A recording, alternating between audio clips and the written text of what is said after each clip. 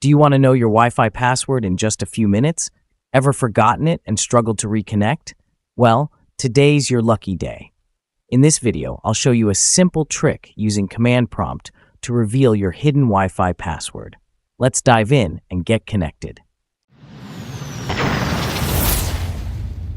First, go to the Windows search bar and type CMD and double-click on Command Prompt. The Command Prompt interface appears. Enter CD in the command prompt. Enter NetSH in the command prompt. Type WLAN show profile and press Enter.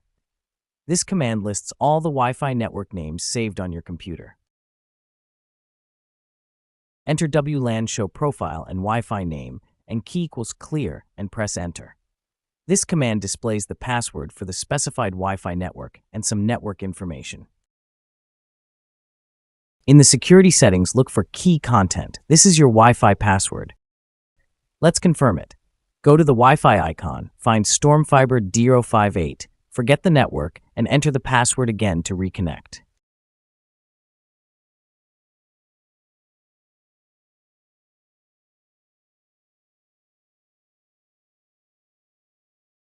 If you found this video helpful, make sure to like, subscribe, and hit the bell icon to get notification for more tech tips.